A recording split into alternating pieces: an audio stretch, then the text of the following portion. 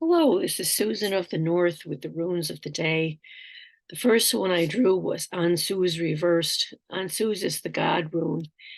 And today I'm going to interpret this based upon several recent conversations I've had with um, other spiritual practitioners that I talk to. And all of us, see the need for more spiritual connection in our times. There's just so much crazy chaos going on, and people seem to be not having uh, a practice, a lifestyle practice, or something solid to base their foundation of their life on.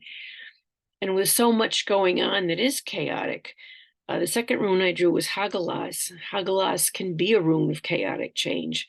It is also a rune of opportunity, the seed crystal of new beginnings. It's not always a rune of dire consequences, but sometimes the motivation to develop a spiritual practice comes through those occasions in our life where we can't control and we run up against the wall of, I don't know what I can do about this. Just quote the wall with that title. I don't know what I can do about this, so I pray. And praying brings with it a special kind of energy, especially if you are praying for others in the same circumstance or others in a different circumstance, but something you know because you have suffered through it. This is GEBO. This is the rune of giving and receiving, and it's always a beneficial rune. So please know that if you start a prayer practice, you will be heard. If you start a spiritual practice of any kind, for me, I'm a prayer, a prayer warrior, someone who reaches out and helps people with the benefit that I can bring through blessing and wishing them well. But these services also come. I have a fabulous friend. She's a giver. And whatever she gives, she's always replenished with what she's given. It's just a beautiful return on the relationship we develop with our gods, with our inner guides, with our source self.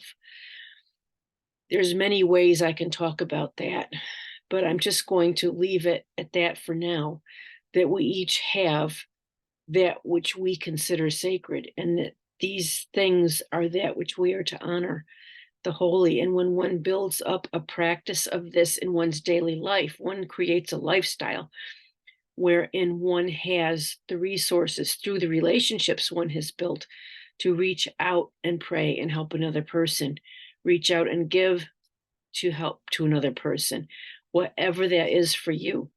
Reach out and give help to nature. Some of the big things I contribute to are the Arbor Day Foundation, because they plant trees, and the National Resources Defense Council, because they will fight big business on things like Monsanto, whose products kill many bees, and things that I consider very valuable, resources of our natural world. And you can pray with the natural world itself. It's about practicing.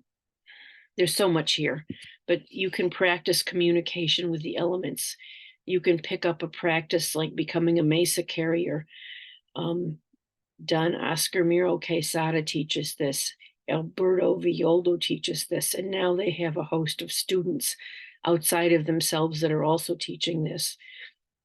You can learn the medicine wheel. There are practitioners of this Lakota who are willing to share it with others, whether they are Native American or not, because they understand that it benefits the whole of mankind.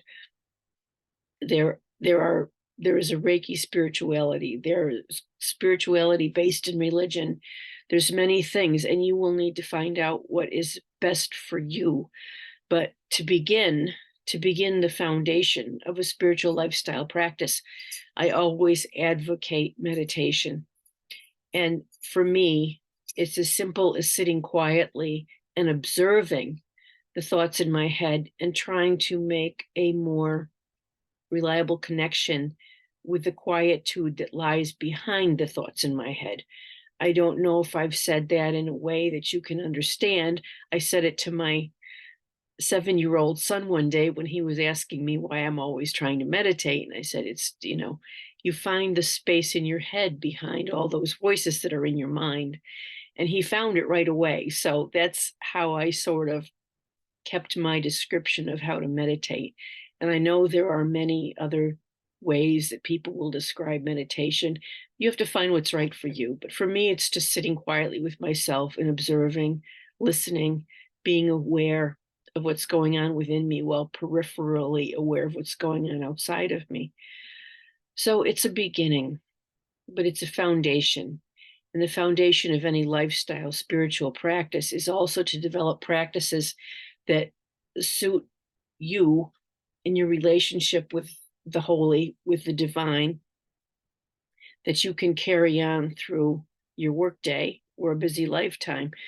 So for some people, that might mean getting up and greeting the sun with prayer. It might mean greeting the setting sun with prayer. It might mean just focusing into your conception of the divine at any given point in the day, reciting a prayer or a mantra, whatever works for you. One of the things I've also discovered being an artist is that my art can teach me. It's about making connection with the subconscious in order to make what is subconscious more conscious. This is really the root. Both Gurdjieff and Freud, I've read different places, said that this is the path to becoming more authentically yourself, and ultimately the path of enlightenment that each of us take is that which is suited to our unique individuality. This is why full self-evolution, full soul evolution is really the path of independent individuality, but in service to a higher power. I'm going to leave you with all of these thoughts today. I do generally do these recordings without rehearsing anything, so this is what you get from my own mental morass. This is Susan of the North signing out for today with the runes of today, that spirituality can be catalyzed through sudden change, and that if one takes up a prayer practice, one develops a giving and receiving between oneself and one source, and reaching out to help others who have suffered as you have. So, good day to all of you.